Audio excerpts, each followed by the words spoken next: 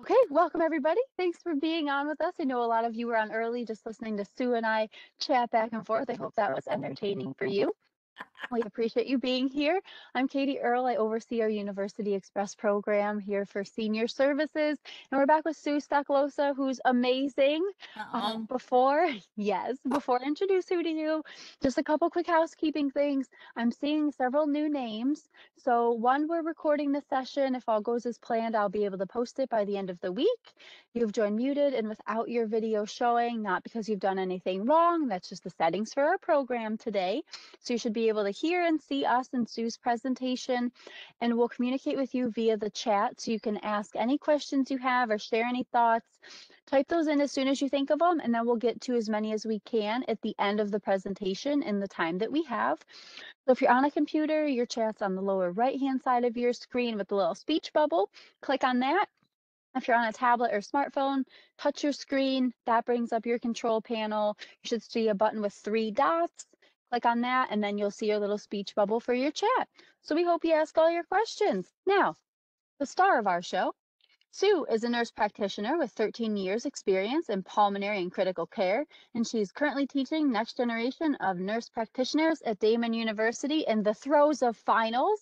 So Sue, thank you for carving out time for us. I will turn it over. well, thank you. Thank you very much. It's great to be here. And it's great to teach this class. I was going to talk about some laboratory studies, more the common ones, the screening ones. Talk a little bit about preventative screening. I haven't touched base on any of that in any of my other lectures, and I think there's a lot of confusion in the healthcare provider community also because the guidelines keep changing. So, and please feel free, this is an overview.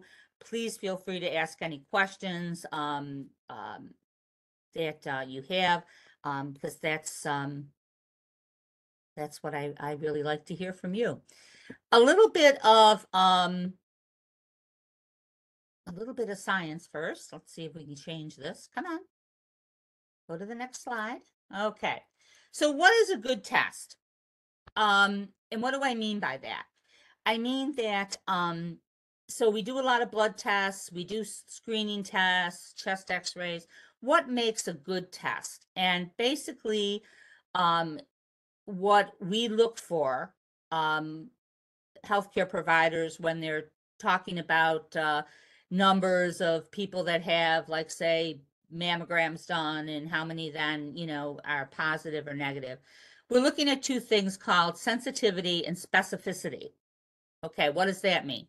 Well, sensitivity means I order a test, a blood test or whatever, to rule out or to diagnose a certain disease.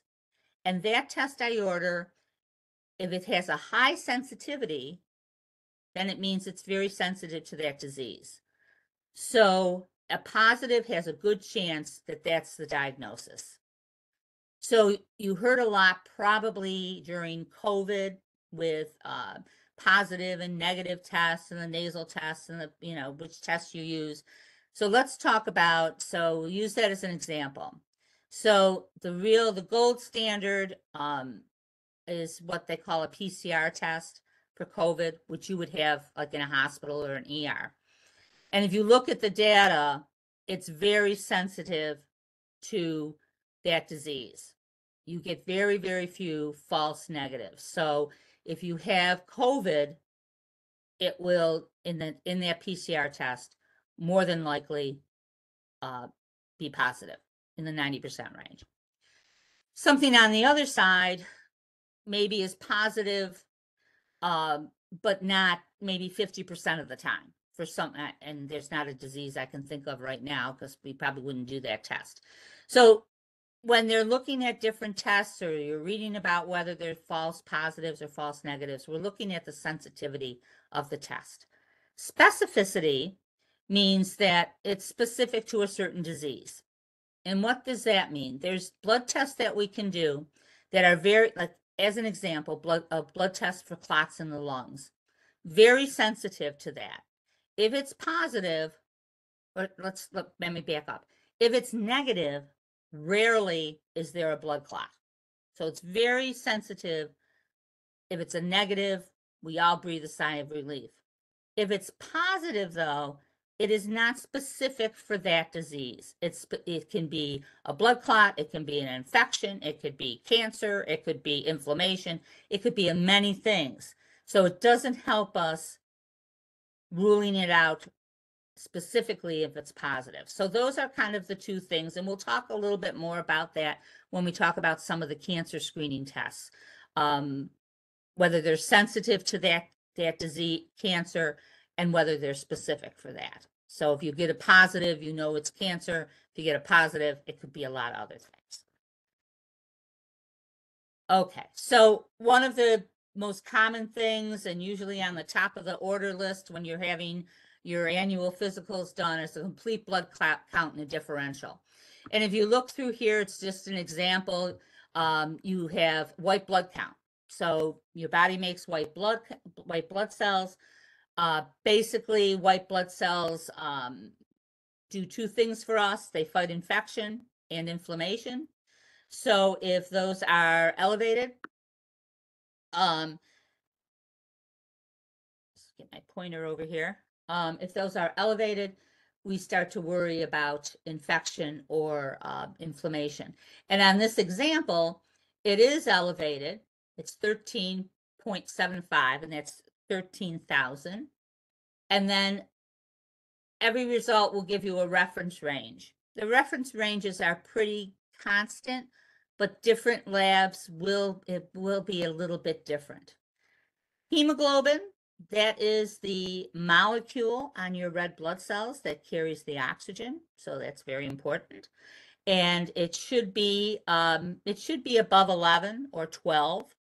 And this one is 9.9, so it is low. Hematocrit goes along with the hemoglobin, and that just has to do with how concentrated your red blood cells are. So if your hemoglobin is low, your hematocrit is also low. These all have to do with the MCV, the MCH, all that. Those all really have to do with the size and the weight of the red blood cells. That, quite frankly, is hematology territory. They use that to diagnose certain types of anemia. Platelet count is important. Platelets are clotter. They help us clot. So you want them in a healthy range. You don't want them too high. You don't want them too low. All of these, lymphocytes, monocytes, eosinophils, basophils, those are all different types of white blood cells. Some are for infection. Eosinophils are more allergic and inflammatory. Those go up with allergic problems. And then they have absolute counts. So there's a lot of information, especially for hematologists. Most of the time, what I'm looking at, white count, hemoglobin, hematocrit, the platelets, and then some of the lymphocytes and eosinophils. So very common, something like this would be done at least once a year annually in your physical. So what does a CBC and differential show us? It can show us anemia. And in that last example, we'll call him a gentleman, was anemic because his hemoglobin was 9.9. And you really want it above 12. So if you get something like that and it's a new finding, your healthcare provider, your doctor will need to work up the anemia. And because there's different types of anemia, there's iron deficiency anemia, which is the most common type. You could be bleeding. It could be what we call anemia of chronic disease. If you have chronic kidney problems or things like autoimmune diseases, it's not unusual to have a little bit of anemia. But don't be surprised if your hemoglobin is a little bit low. Your doctor will want to find out why. It's a symptom of something. It also looks at bone marrow function. All those ones with the initials that have the weights of the red blood cells and things also can tell the hematologist if your bone marrow is making appropriate red blood cells. Thrombocytopenia, it can show us that. That's a low platelet count. Again, many reasons for that, and that's why your doctor would screen that. Sometimes it's just the medicine you're on. Leukocytosis, that means you have a high white count, and that can be infection or inflammation. Basically, too, when you're reading about stuff or you're looking your results up, when you're looking at CBCs, if it has a CYTOSIS, like leukocytosis, something is elevated. Your white count's elevated. You can have thrombocytosis, so thrombo is your platelets. Your platelets are elevated. Penia, P-E-N-I, is decreased. So thrombocytopenia, so your platelet cells are decreased. You can have leukopenia, meaning your white blood cells are decreased. So those are the suffixes that will show you if your numbers are increased or decreased. And depending on that, it just depending on how they'll work you up. Again, sometimes it's just a reaction to you've had an infection, you've had pneumonia, your white count goes up for a bit and then it comes back down. Same thing, the platelets can be, if you were sick, they can go up and then they can come down. And it's a matter of degree also. The next that comes with it is a complete metabolic profile or a basic metabolic profile. The difference is one's complete. It does, looks at electrolytes, fluid balance, kidney, liver function. BMP, basic metabolic profile, basically looks at electrolytes and kidney function and your glucose. So it's a little small if they're just looking for one specific thing. So, sorry, you can't see this. So this is basically a report from a CMP, complete metabolic profile. So you have a serum glucose. Usually they like that fasting. And then here's again the reference range. BUN and creatinine, and we'll go through that a little bit more. And a GFR, that's your kidney function. You have your electrolytes, your proteins. So that's your total protein, your albumin, your globulin. And then you have your liver studies, bilirubin and the ALK-Phos and AST and ALT. So it looks at a lot of metabolic functions. The electrolytes show how well your kidneys are working, how well your fluid balances, glucose, of course, what's going on with your blood sugars.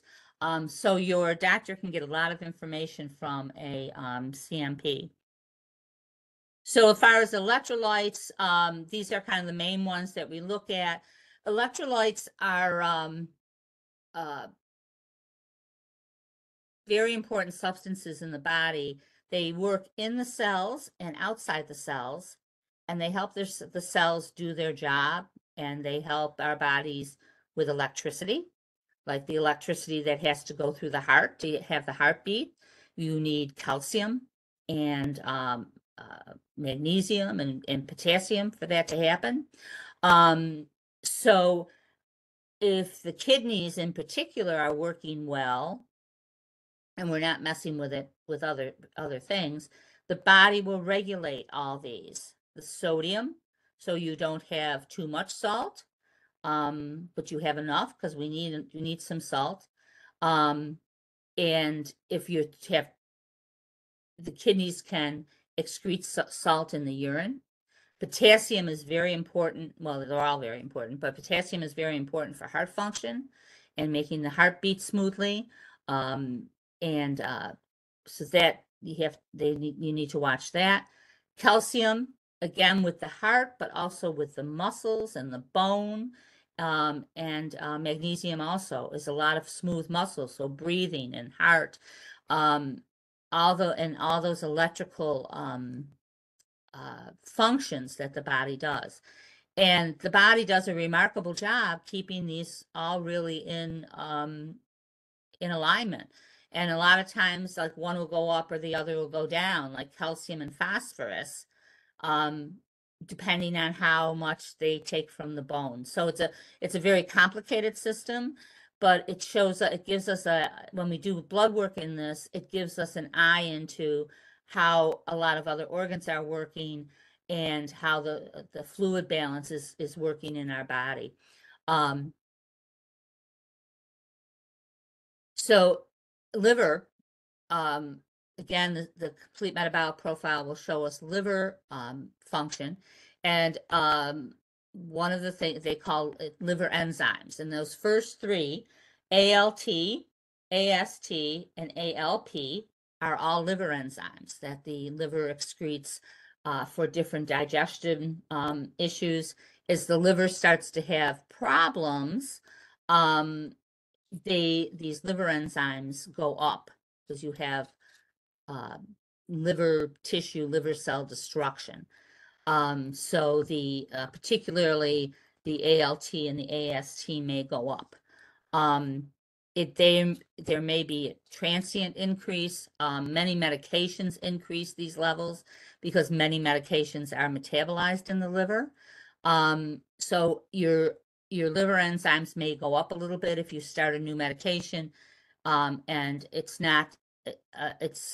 very appropriate for your doctor to say, well, let's repeat the labs in a few weeks and see if it goes back down, because sometimes it will. It all depends on how high they go. Like most of them, if it goes twice what the baseline is, but those are things that that your doctor may be watching. Bilirubin is made in the liver and stored in the gallbladder, and it also is shows how well the liver is functioning, that they're making some bilirubin, that it's not, the bilirubin is a byproduct of red blood cell destruction. So you have those red blood cells that are circulating in your body, and about every 3 to 4 months, they turn over, they die. That's their lifespan. The bone marrow makes more.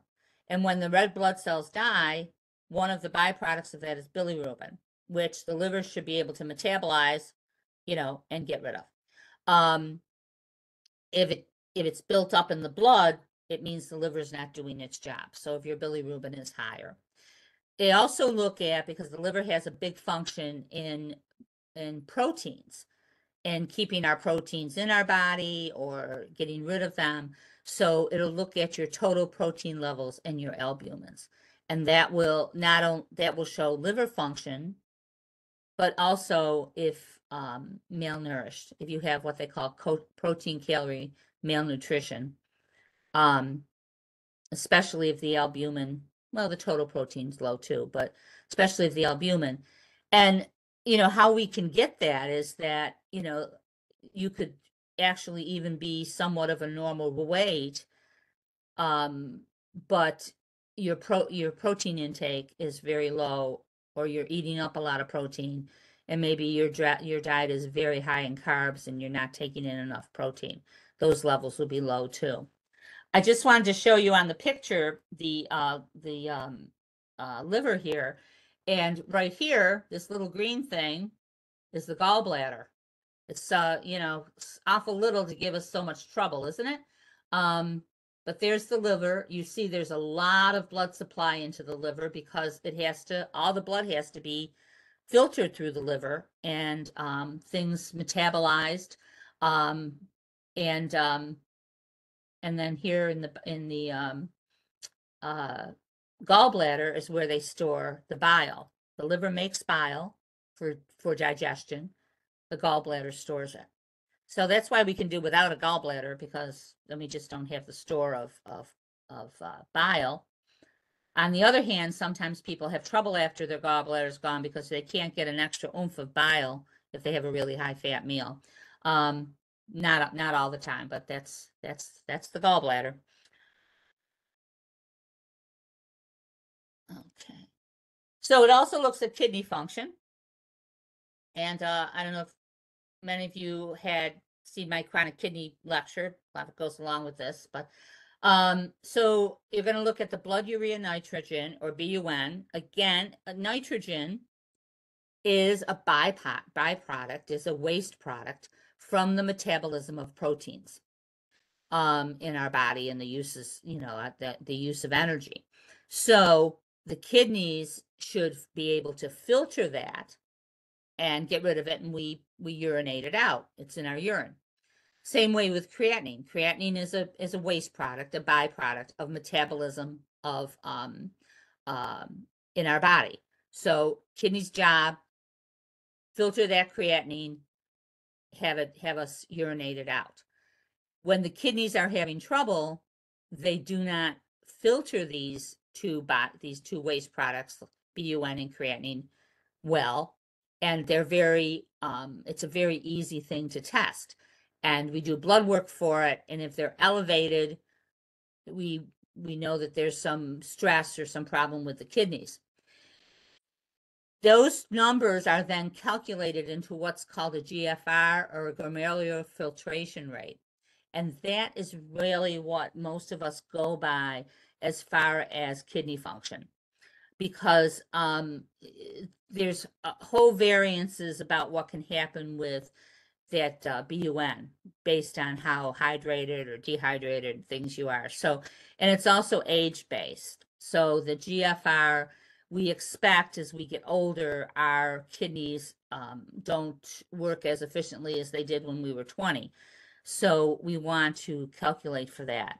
One thing you may see, just as an aside, on the well, it's not an aside, on the results, is that we used to calculate the GFR differently for African Americans, and now we do not do that any longer. It is not.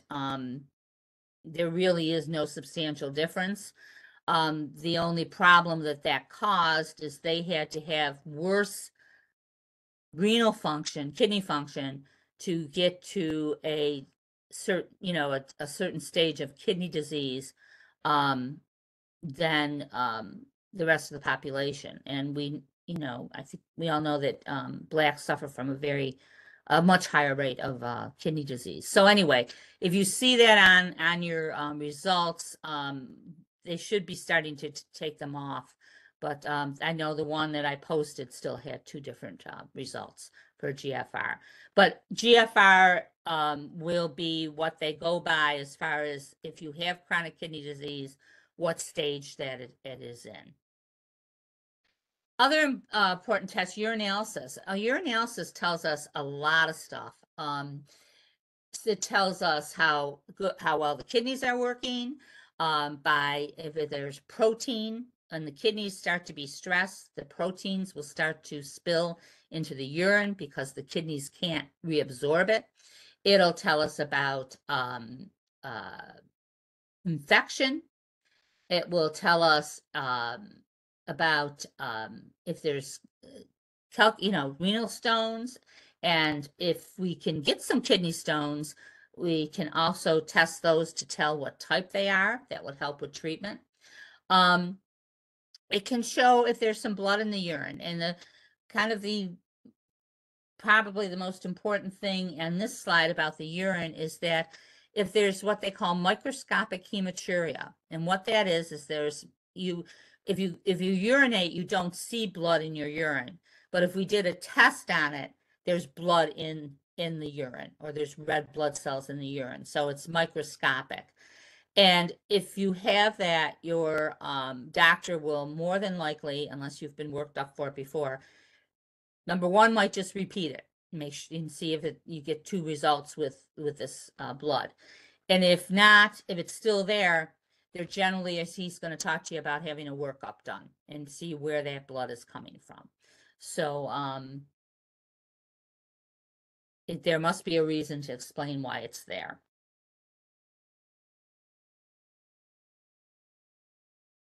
And we talked certainly a bit about this when we did the chronic kidney disease, but the other thing is the urine albumin results. As the kidneys start to have more trouble, they have more trouble with the bigger molecules and reabsorbing those through all those little tubules.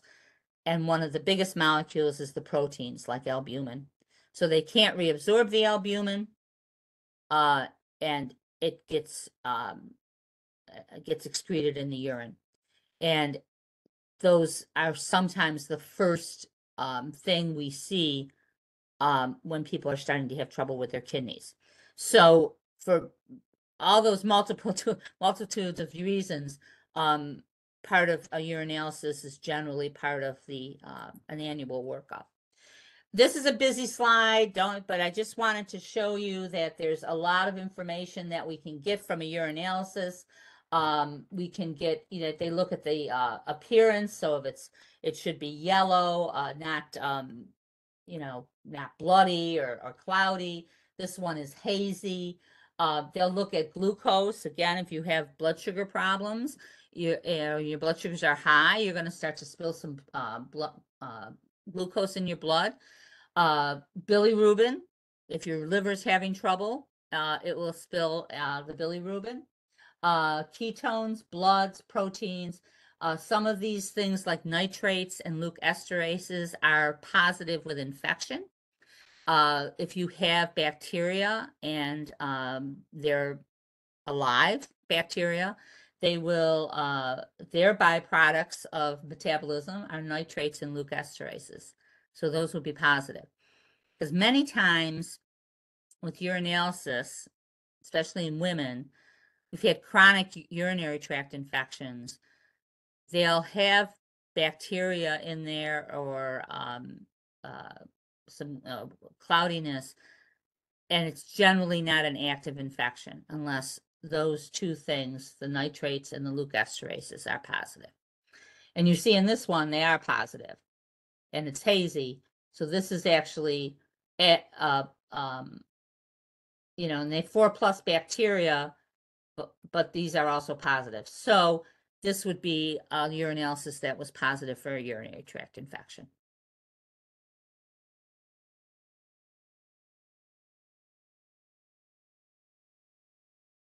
So a bit about lipid profiles. If you want to, I think that Katie recorded the talk I did about lipids and cholesterol treatment and the profiles. So, please feel free. This is to listen to that. That would be great. But this is just kind of an overview. So what's in a lipid profile? So they have what's called HDL, high density lipid proteins. These are all fat globs. And the high density, I remember that's the good cholesterol because it's the happy cholesterol. The higher that is, the better, because it has a protective effect on our heart and our blood vessels. Low density lipid profile is the bad guy. That's the one we want to keep low, because that's the one that likes to, clog up our arteries and get plaques in there. They also, and it's not always routinely done, but very low density lipid profile, lipid proteins, those are even, kind of worse as far as plaque formation. The first number you'll see is a total cholesterol. That's your HDL and your LDL combined. And we'll look at that, and there's new guidelines, or not, they're relatively new, about, when to start medication and what the goals should be. But let's just say, for argument's sake, right here, we want it below, the total cholesterol below 200. But if your LDL, your bad cholesterol, might be low and your HDL might be high, so we may say that's wonderful. The inverse, not so much, if your LDL is high and your HDL is low. So they have to look at the breakdown, not just the total.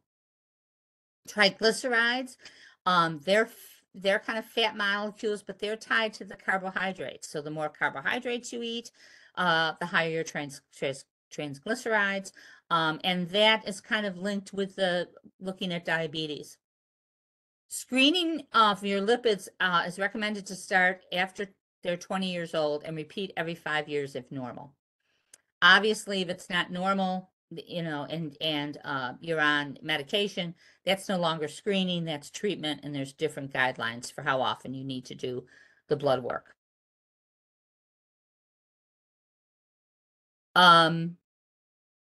So again, the very low density lipid proteins are, you have an increased risk of plaques. The goal for that is less than 30. Triglycerides, those are extra calories converted to triglyceride and stored in fats, can be released as energy. They're associated with carbs, and the goal is below 150.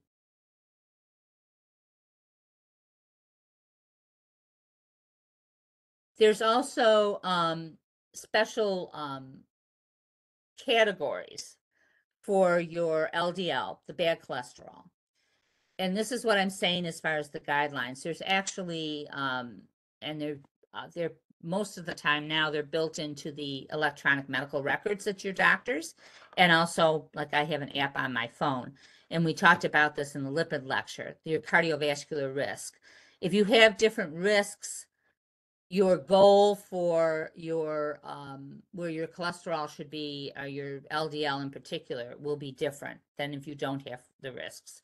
And these are some of the things that we look at for lower LDL levels, lower bad cholesterol, and the cardiologists really like to bump these down. If you have diabetes, they'll generally want you to have a lower LDL. Inflammatory conditions like rheumatoid arthritis and psoriatic arthritis, lupus, the inflammation alone increases your risk of plaque formation.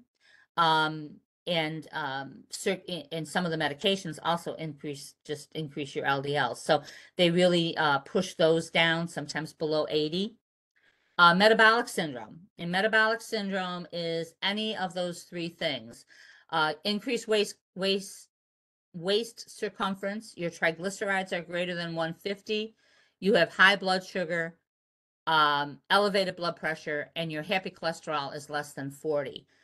So that's a metabolic syndrome that predisposes you certainly to diabetes, and then the kidney issues that go along with it. So, and heart disease. So they try to push the LDL down. Chronic kidney disease is also, again, we want to push the LDL. There's also whether there's primary or secondary prevention. And what that means is primary prevention is you've never had any heart attack. You haven't had a heart attack. You haven't had any heart issues.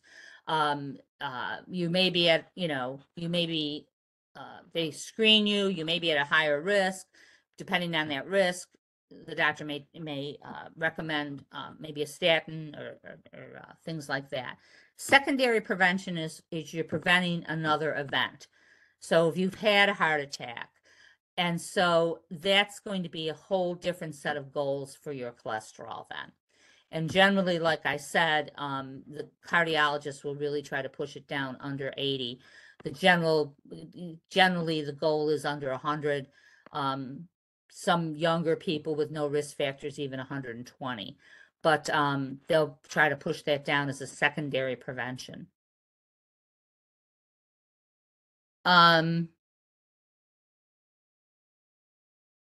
So then again, the bad cholesterol, I just gave you some LDL goal ranges, and they're based on risk factors. But basically, optimally, your LDL, your bad cholesterol, be below 100. Near optimal, so 100 to 129, 120, something like that for someone with no risk factors. And then we go into the high and very high range.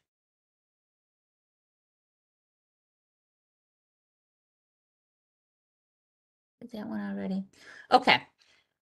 Any questions about the blood work?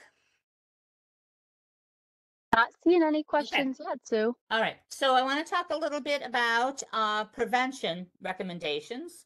Again, a little, they change, and they change based on a lot of the studies and what they see. The best, their best recommendations. I have a website here. The U.S. Preventative Service Task Force does a lot of the preventative, well, almost all of them, preventative recommendations. This is a site you can click on, and there's a chart with everything. Because there's tons of, there's diabetes screening, there's cholesterol screening, there's depression screening, everything's there, and what the recommendations are for how often they should be done. So that's a good website if there's something you're wondering about, or thinking that something that needs to be screened. But it's a lot of it's blood work. It's like I said, even depression screening, and then some of the cancer screening. The other thing about when we get into the cancer screening, or really some screening and prevention has more than one group writing recommendations. And in cancer, that's very prevalent because we have the U.S. Preventative Services writing their recommendations, and we have the American Cancer Society. And generally, they're pretty close, but they're not 100% together. And the Cancer Society tends to be, I don't want to say more cautious, but more throws a larger net on screening than the U.S. Preventative Services. Okay, so let's start with one of the things they recommend as abdominal aortic aneurysm screening. So that is, the aorta is the big blood vessel that comes from the heart and goes down and all the branches to the kidneys and the legs. So it's the big blood vessel. And from years and years of blood pumping through it, the walls of it can get leaky and bulge out. And when it's bulging out, that wall is weak, and the lining can rip away, and you can get blood in the lining, or it can rupture, which is a very bad thing. So they recommend screening and for the high risk group, which is men age 65 to 75 who smoked. So if you're 70 years old and you smoked, a one-time screening with an ultrasound. It's not a yearly, but one-time screening with ultrasound. You'll see some commercials for it, but really, go for, let's go through your doctor. The next screening, prediabetes or type 2 diabetes screening. And that should start at age 35 to 70 in overweight or obese people.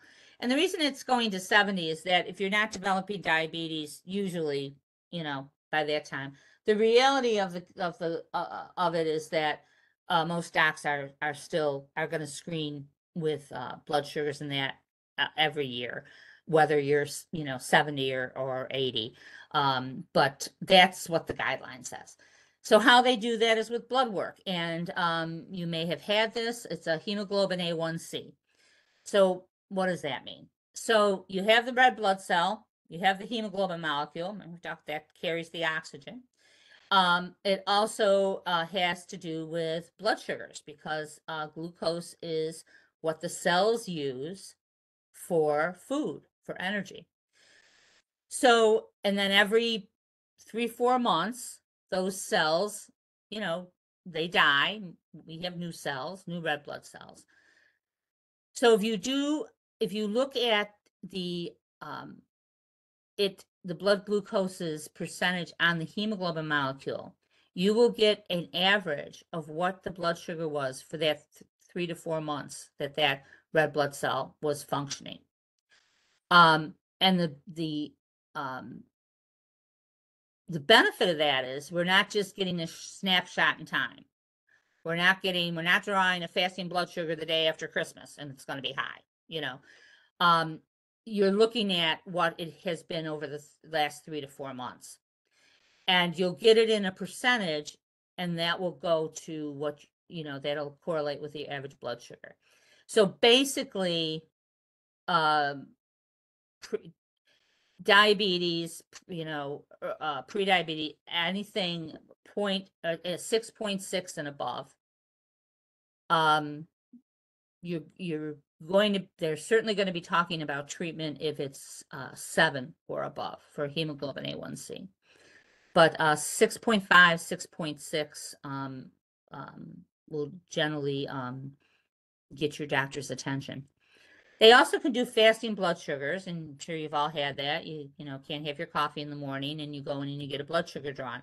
And they're helpful, and they're very helpful, particularly in treatment, meaning that when they start you on medication or you're working on a diet, to watch, you know, what you are every day. Again, the problem with those are they're a snapshot in time.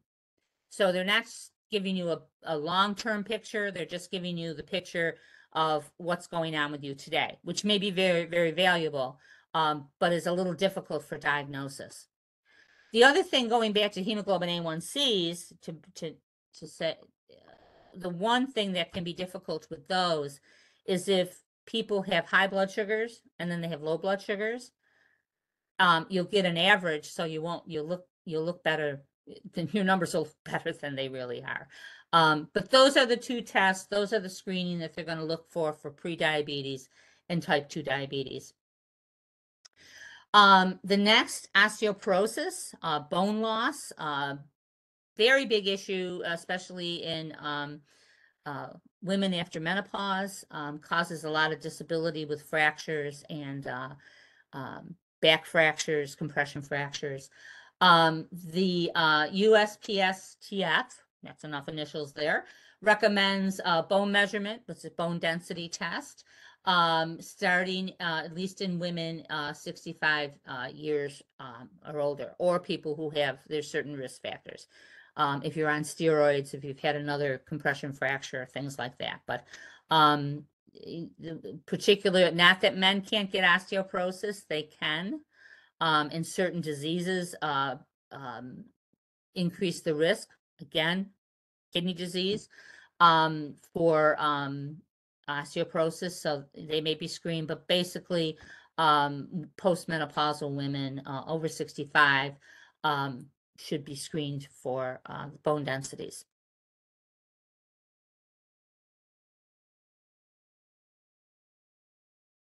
We talked about that. Osteoporotic facts, 65 and older.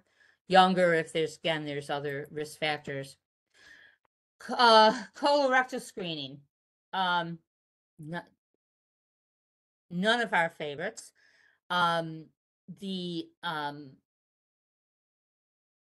These are actually the newer guidelines. A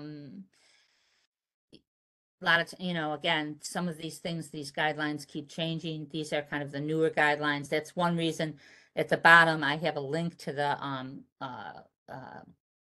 cancer.gov with the screening, current screening guidelines.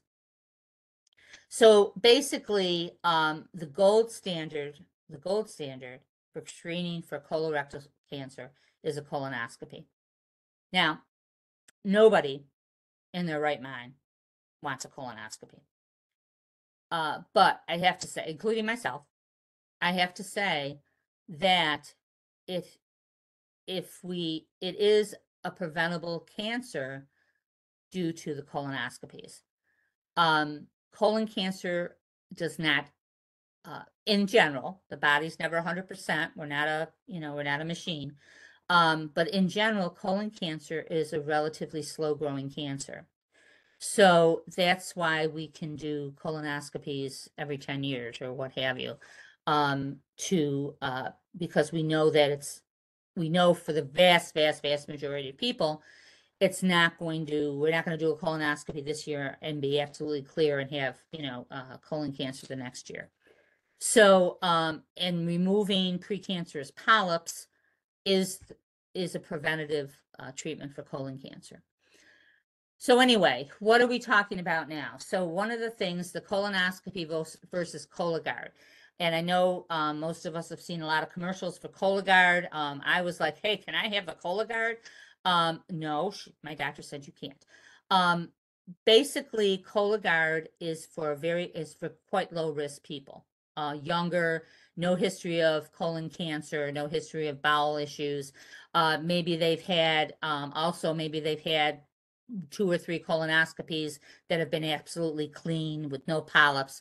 They may be candidates for Cologuard. Realizing that it is not the gold standard for finding it, If there is anything in the, Cologuard, of course, then you have to have a colonoscopy anyway. But it's not for everybody, but it's worth an ask. But if you have had any of those, any issues, any kind of high risk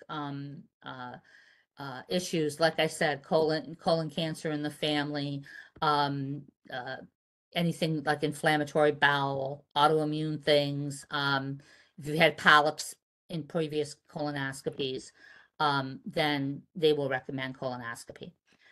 Because you can't biopsy anything with a Cologuard and you can't get the polyps out.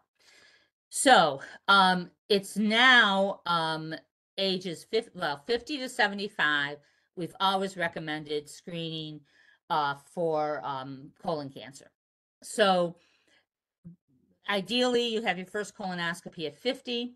Depending on what they find will depend on what the GI doctor recommends. So if you have absolutely clean colonoscopy and you have no polyps or anything, you can have another one in 10 years. If you have something like, my husband has had some precancerous polyps, and he's got colon cancer in his family. He has one every 3 years. So after that initial screening at 50, then recommendations will go forward based on what they find on the colonoscopy. They also are saying now, even going down to 45 for recommending screening, because we are seeing an increase in younger age group, 45 to 50, presenting with colon cancer. And many times a fairly aggressive colon cancer. So that will be a discussion with, with the doctor, about your risk factors and things like that, whether you start screening earlier. At ages 76 to 85, they recommend you selectively offer screening and talk about risk and benefits. Now, what does that mean? It doesn't mean we don't care if you get colon cancer when you're 85. What it means is you have to look at what your previous colonoscopies look like.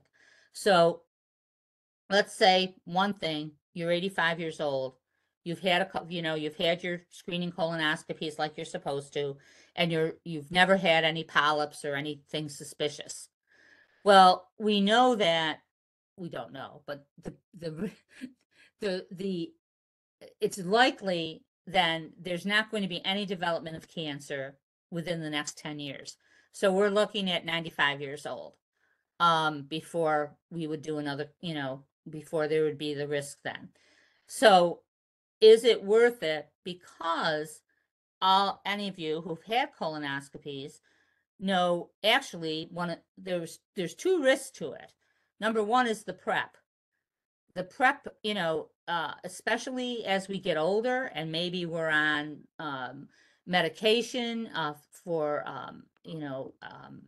fluid, maybe we have congestive heart failure, maybe we have chronic kidney disease, and we do this prep and we, get dehydrated, bad things can happen. It can put stress on the kidneys, it can put stress on the heart. I'm not saying it does that all the time, but that's what we have to do, weigh the risks and the benefits. And then you are getting conscious sedation, and people, like say, who have bad lungs, that might not be a good risk benefit for them. So what the take home message here is, after 76 or so, this is a discussion with your doctor. He knows you, he knows how healthy you are, he knows your risk factors, he knows what medications you're on. If again, you're healthy and the risk is low, it seems to me you do a colonoscopy and make sure that, taking a polyp out isn't a big deal. If you have a very low risk and you've had all normal colonoscopies, that may be another discussion. But again, it's not, I know my mom's in the office, so in the audience, so I'll say that it's not like they don't care that, you're this old and they don't care if you have cancer anymore. It's that sometimes the risk is not there for the benefit if you're talking, a 10-year risk. Okay. There's also other things like sigmoidoscopies. They don't go up as high. I rarely see them. I only see them if there's some anatomical problem where they can't go up higher, because then you have to have them done every 5 years, because you're not looking as much of the bowel. Okay, lung cancer screening. So how we do lung cancer screening, it's with a low dose CT of the chest. So the radiation levels are extremely low. There's no contrast.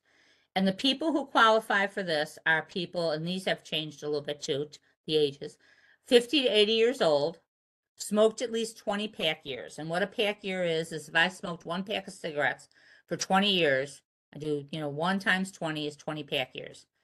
If I smoke 2 packs of cigarettes for 30 years, I have a 60 pack year history.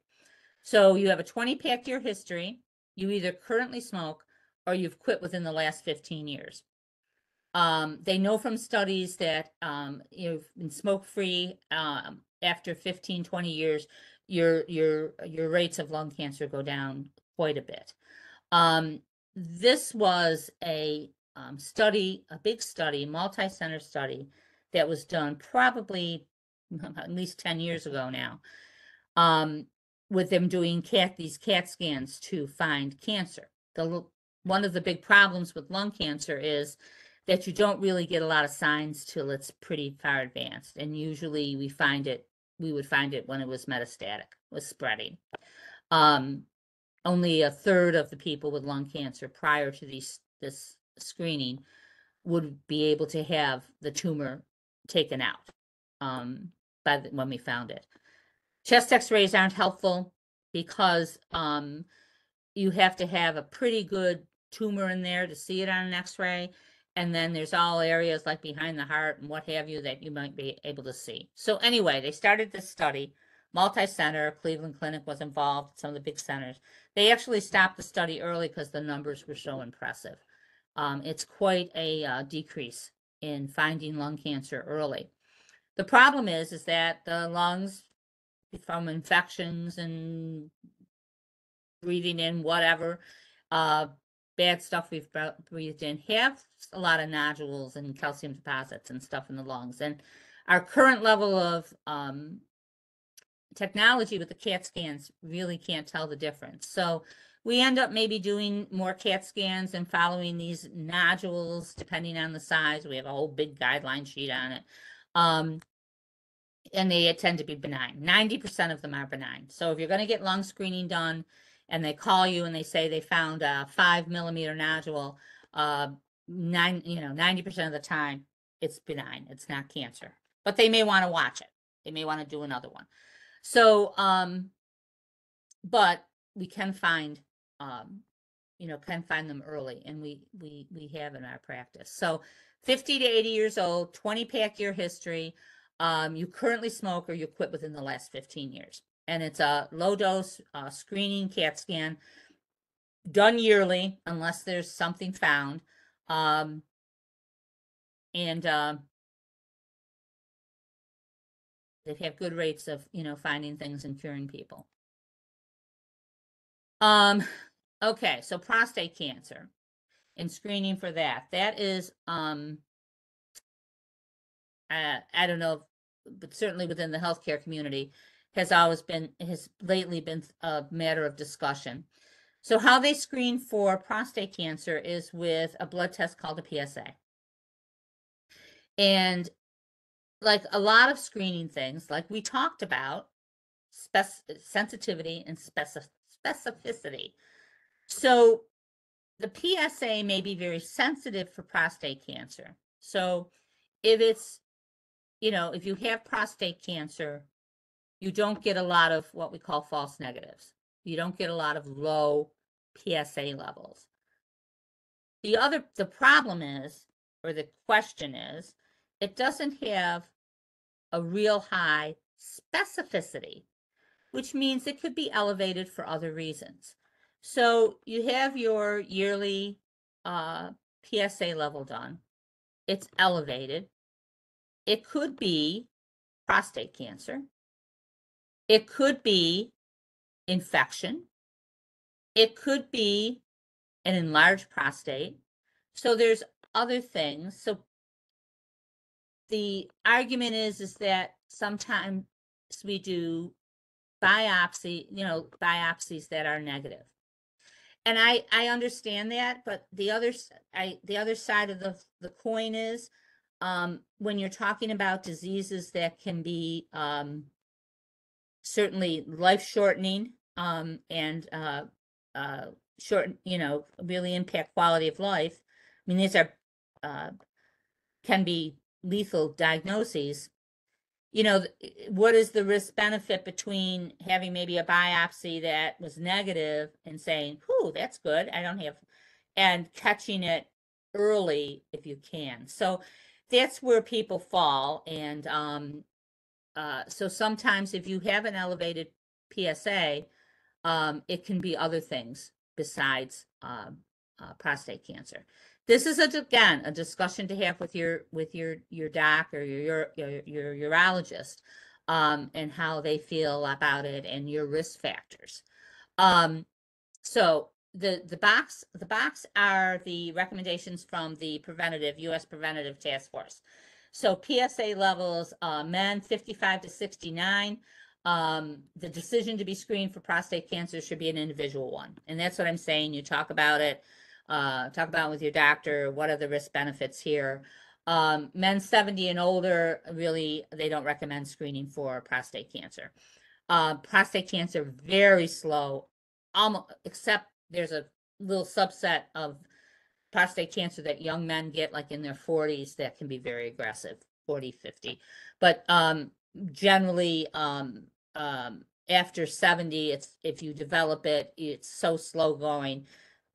9 times out of 10, your doctor will say, you're gonna go to heaven from something else, not from prostate cancer. Now, the American Cancer Society is a little bit more aggressive because they treat a lot of prostate cancer. So their recommendation is to start screening at age 45 in men who are at higher risk. And the higher risk is, again, you have prostate cancer in the family. You have BPH, benign prostatic hypertrophy, things that would put you at a higher risk. Different infections you've had in the past. So if you look up screening, if you look up screening in prostate cancer, it may be a little bit confusing about what is exactly the recommendations. Should you get screened? Should you not get screened? Again, I would go with what your doctor says, and what he's recommending or she's recommending. They know you, they know your risk, and they know these studies, and the PSA levels, what your PSA levels have been in the past. That said, you should still, hate to say this because guys don't like this isn't a fun thing either, but it is good. But you should have a digital rectal exam, at least annually, that can that sometimes can show more information to the doctor than even PSA level. A digital rectal exam and a PSA level together give you twice as much information. So I hope that makes sense. If there's any questions, yeah, let me know. Okay, breast cancer screening. That changes periodically also, but basically the two different places recommend the U.S. Preventative Task Force biannual, that's every other year, every 2 years, screening mammogram for women 50 to 75. Earlier screening if breast cancer risks are present. American Cancer Society starts screening at 45 with yearly mammograms. And that's probably what 99% of us women, our doctors are, and our GYNs are telling us. Age 55 or older, you can switch to every 2 years or continue yearly screening. Again, my finding is that most still consider the yearly screening. After 55, you are at higher risk for breast cancer. The younger, the 45, is the reason for that is that they tend to, if they get breast cancer, it tends to be that really aggressive form. Most of the time, most of the people and most of the GYN I know go with the American Cancer Screening.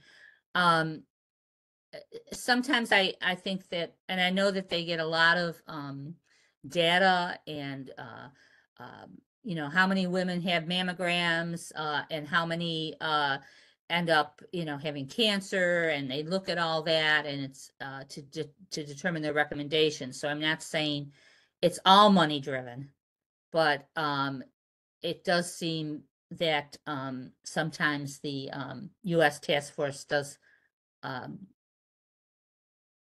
want to decrease the screening. And if you are doing screening mammograms on every woman in the country over 50, it's quite a chunk of money. But anyway, so those are the two recommendations. Again, your doctor may fall in one of these categories, but based on you, what is your breast cancer risk? If you're a higher risk or a lower risk, and whether you can go down to every 2 years or go to yearly. I love this slide. My husband and I will be decorating the tree later. I hope that doesn't happen.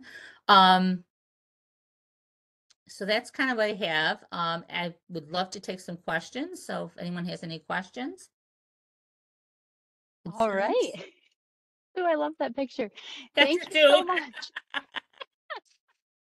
Thank you so much for that presentation. That was a lot of great information in the way you laid it out. I'm seeing a couple questions Great. here, and forgive me because I'm gonna mispronounce this name. How can you lower your creatinine Creatinine. levels? Creatinine, thank you. Okay. How can you lower your creatinine levels? Well, I'm going to say, first of all, it depends why they're elevated. But ways to, like, say you have chronic kidney disease, or just kind of borderline, high creatinines. So the you want to stay well hydrated. That's one thing. If you are dehydrated, your creatinine levels will go up. You want to be very careful with any medication, and particularly, I'm just saying particularly because your doctor, your healthcare provider should be, obviously with you monitoring your prescription drugs, but over-the-counter drugs, because many of them are not good for the kidneys. And one of them in particular that most of us use are the NSAIDs, Motrin, Advil. They are very tough on the kidneys. So if your creatinine levels are high, you may want to avoid those drugs in that category and use something like Tylenol for pain. Anything, you want to keep your blood pressure under good control. So chronic high blood pressure will injure the kidneys, and then your creatinine levels will go up. And you want to keep your blood sugars under really good control for the same reason. So, blood sugars, blood pressure, keep well hydrated, watch the medications you're taking. Like I said, particularly over the counter or any herbal things, there's two ways that the body takes care of medication, metabolizes medication, either through the kidneys or through the liver. So if your creatinine level is borderline or it's getting high, you want to be careful about the drugs that are metabolized through the kidneys. So those are some things you can do. Okay, thank you, Sue. You're And then welcome. just kind of a quick spin off there. If somebody is looking at over-the-counter medication, say in like a pharmacy or drugstore, do you recommend talking with the pharmacist on staff and asking any questions? Yes, absolutely. The pharmacist is, is the expert, I always tell my nursing students when they're, working, with all these other disciplines, like what Mr. Rogers said, find your helpers. And he'll be a great helper. And the other thing with the pharmacist, is that he or she knows all the other medication you're taking. They have a list right there. So they also can check about interactions. So yeah, I think that's a great idea. Yeah, great idea. Thank you, Sue. Okay, next question is, how often is it recommended for bone density testing? It depends. It can be every 5 years. And for some people every 2 years. Say somebody is on, like I said, like on steroids where they're going to have more bone loss. Maybe they have some kidney disease where they're going to have more bone loss. Then they may qualify for every 2 years bone density. Also, sometimes if you're put on different medication, you may have a bone density test sooner. But you should have a baseline. And then the recommendations generally will go from there. Just as an aside with the idea about prevention, so prevention or screening, like say I have a bone density done and it's found that I do have osteoporosis.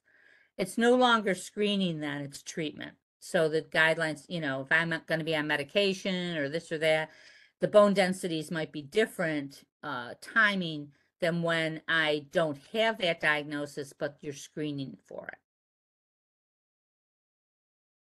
All right, thank you, Sue. And I know we're a little over time here. I've got about It's two or okay. three more Go questions. Is ahead. that okay? Yep, fine. Okay. So we had a question about the reliability between Cologuard and colonoscopy, which I think you covered quite well. We did have somebody ask just generally, what is Cologuard? So Cologuard is a stool test. So you can do it at home. You get a little container and stuff, and you put a stool sample in and you send it away. And they can test it. They test it for blood, but they also test it for there's a DNA test that would show with cancer cells. So that's what that is. So it's really like non-invasive. You do it at home. It's not, obviously it's not a colonoscopy, but you can do it for low risk people. I've also seen it where with higher risk people that say are very frail or would really we would be doing harm if we did a colonoscopy. And they may do, recommend Cologuard, knowing that it's not a gold, the gold standard. Okay, thank you, Sue. You're welcome. This next question is, what are recommendations for pap smears for women over 65? Ha ha ha. I almost put that in. Well, if over 65 without any risk factors, so you haven't had atypical cells in your pap smear, you haven't had what they call dysplasia, you haven't had a recent HPV infection. The new recommendations are you don't need it. Now, the reality is that most GYNs will still do a pap smear. I think what will happen, this is my own personal opinion, as we get more, a generation or two vaccinated with the HPV, which takes care of about 80% of cervical cancer, we'll see less and less cervical cancer, and people will buy, healthcare providers will buy more into those guidelines, because it is it's a big change, and I think somewhat of a scary proposition to stop doing pap smears. They're not,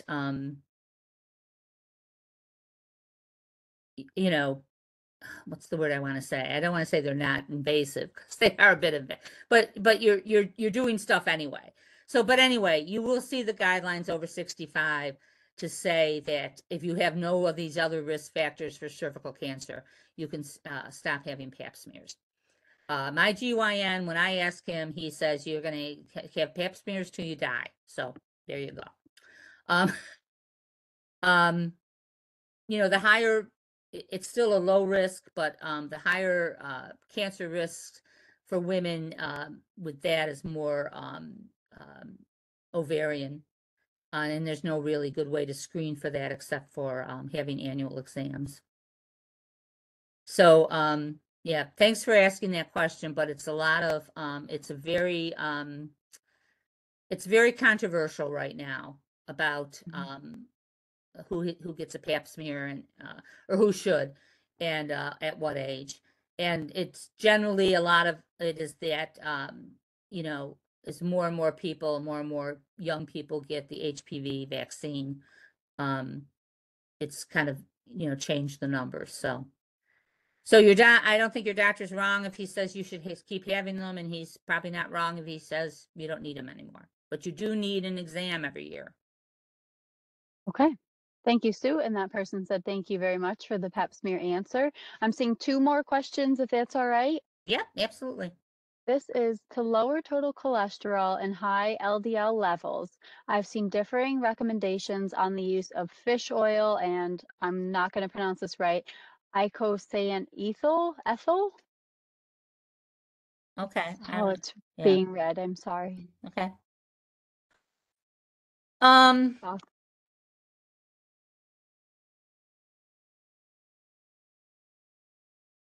Fish oil isn't a bad place to start. It depends, everything depends. I wish that nothing's always black and white. It depends on what your LDL is, along with what your risk factors are. And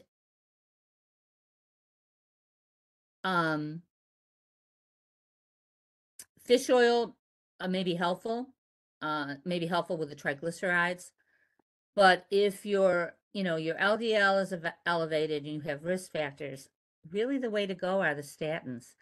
And I know a lot of people cringe about that, but a gazillion people are on statins, and very few side effects. And if you look at the studies, the decrease in heart attacks and cardiovascular deaths when you're on a statin, if you have a high LDL and you have high risk, it is really significant. So, the more information I read about statins, the more it's the way to go. And we used to spend a lot of time on diet, and you have to do diet. I'm not saying that, but we'll give you 6 months on diet, or fish oil, and it's a time where you may actually be risking a cardiovascular event. So that's my sign about that. And also, I don't know I'd have to look it up. I don't know the exact dosing on the fish oil, but I do recall that you have to take a fairly significant amount of fish oil, and people generally don't tolerate that very well. But some people have told me if you put the fish oil in the freezer, and take it, it's less irritating to the GI tract. I hope that answers your interesting. question. Yeah, I can. Thank you, Sue. I think that's helpful. And we have our last question here. This is, my blood sugar is always 80 when I tested once a year. Fasting test. Last year it jumped it to 90. All other levels were good. Doctor did an A1C and it was 6.5. This year back to 80. Should I be concerned about the A1C results? Probably not. Again, the fasting blood sugars are a snapshot in time, but anything below 100 is normal. So if you're 80 or 90, you're still normal. The hemoglobin A1C is a little bit on the high side, but not, like borderline. So probably, your doctor's going to repeat it.